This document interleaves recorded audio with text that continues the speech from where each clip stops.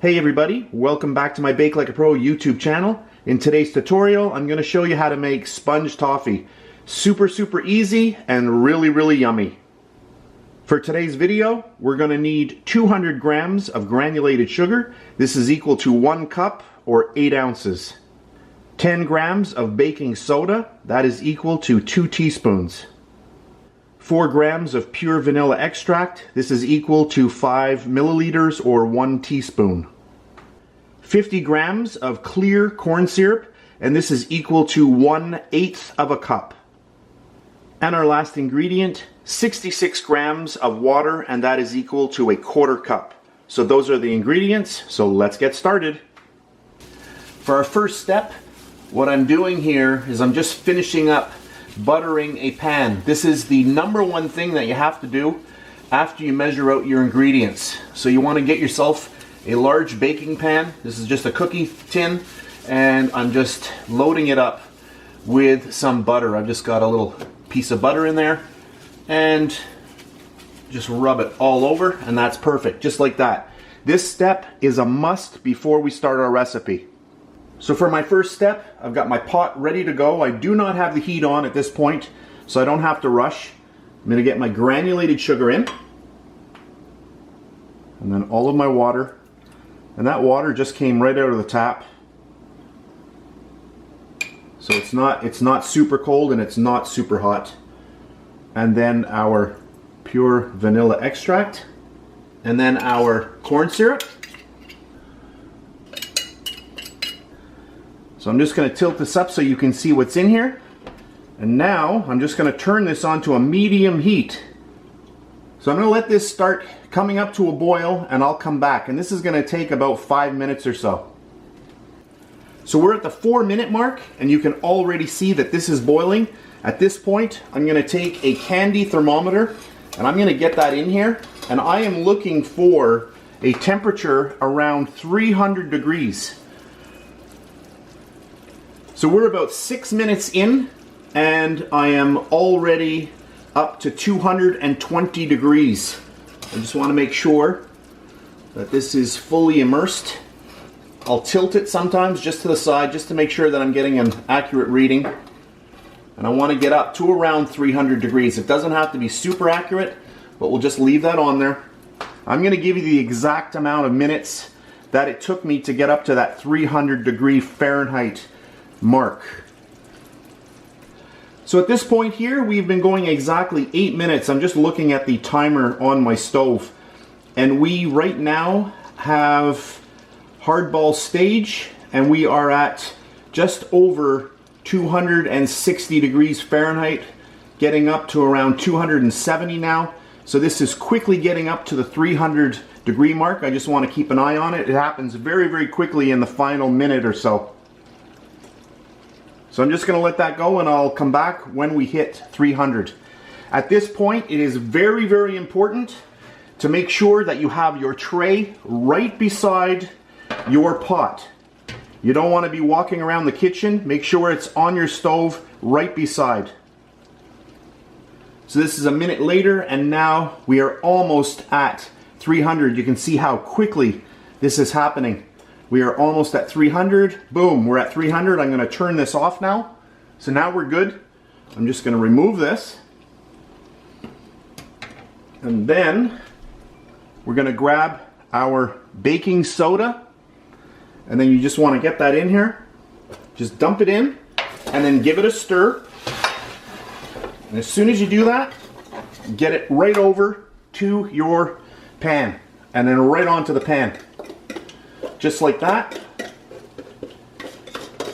You're not going to get every bit out, but that's okay. And be careful of the bottom, because the bottom usually burns. And then just give it a tap. And whatever you do, don't take a spatula and try to flatten this out. If you touch something to this, it'll just deflate. So this is extremely hot. So you just want to get most of it out. Don't worry about the little bit. You can see a little bit on the bottom burnt. Always happens. And that there I'm good with. I'm just going to leave that like that. Get that out of the way. I'm just going to bring this over here just like this, and you can see how much this made. So let me just pause the film for a second and I'm just going to zoom in on this. So now that I've zoomed in, hopefully you can see how nice this is. And at this point, you don't want to do anything, just let it sit here and let it cool. You can put it on a cooling rack. I'm going to do that in a second after I stop talking. And I just wanted to mention before I forget that a total time of 10 minutes elapsed from when I started boiling the sugar until I poured it out. So about 10 minutes, and that's what you should be getting at home. And I'll just take this. This is very, very hot. It's not too bad right here. I just want to lift it up and show you the volume on here. So whatever you do, don't take a spatula and touch it. It will just totally deflate. This here, amazing stuff. If you've grown up eating this as a kid, this is going to bring back a lot of memories. It tastes exactly the same as what you used to buy when you were a child at the store. Amazing, and you can see how inexpensive it was to make. So at this point, I'm going to get this onto a rack just so I can get some airflow underneath. And I'm going to let it completely cool, and then I'll come back a little later on and we'll crack it up and I'll show you what it looks like. Hey everybody, I just wanted to show you how easy cleanup is. Take your pot, get some really hot water from your tap, just fill it up. This is 35 minutes later, just to show you how easily everything just dissolves. You're going to add a little bit of hot water to the top, rinse it out, then some hot water and soap, and you're done. This is a really, really easy cleanup. I know the pot looked really messy before, but I just wanted to show you that the pot and the cleanup, super easy to do. Hey everybody, this is about an hour and a half later and we are ready to crack into this. Now I just wanted to show you that I have a little rack on here like I had suggested that you use before. So that just allows it to cool a little bit better, a little bit more evenly. I'll just put this down here, and I already used my little spatula to break off a little piece, but I just want to get under here and just show you what this looks like. You can see that kind of a honeycomb effect. Don't worry, I will zoom in. So you just want to get under and just break it apart. Look at this. Isn't that amazing?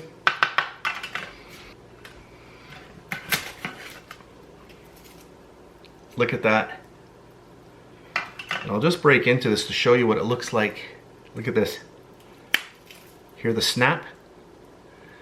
You take a little piece of this, you just put it in your mouth, and it just melts. And I'm gonna have to go for a little bite. That just melts in your mouth. It reminds me exactly of cotton candy.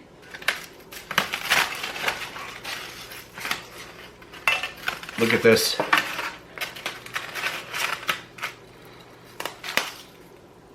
You gotta try this out.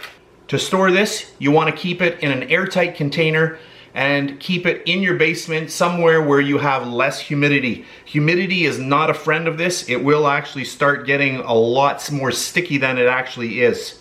Another great way to get away from the stickiness is to take pieces like this and just take it and dip it into chocolate, and that is a great way to go as well. And I do have another really old video where I did a recipe like this and we dipped it in chocolate. I'll just get a few pieces onto a plate, and I want to zoom in and show you this a lot closer up. Just before I really zoom in to show you the texture on this, I just wanted to give you an overall view of what this looks like. I'll give you a little 360 spin here. And I'm gonna have to admit that we are having really crazy weather this autumn, and it is very, very humid in the house.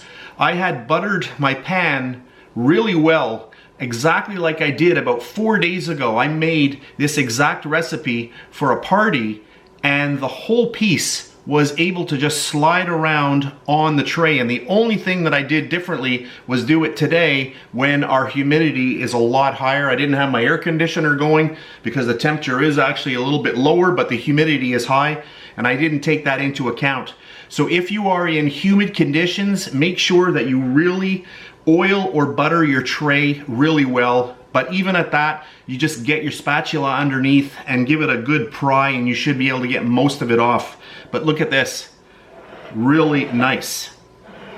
So let me just zoom in just to finish off the video, because I do want to show you this a lot closer. And just to finish off our video, I wanted to zoom in quite a bit so that you can see the really nice honeycomb texture. This makes this super, super airy, light and fluffy. As soon as you take a bite of this, it just melts in seconds in your mouth. It's amazing. So that's it for this really fast video. I hope you enjoyed it. If you did, please give me a thumbs up, subscribe if you wish, and if you're on Facebook, you can check me out at facebook.com/BakeLikeAPro. And also remember, I am over on Instagram, BakeLikeAPro as well. I have lots of great stuff over there as well. That's it for today, and I'll catch you on the next one.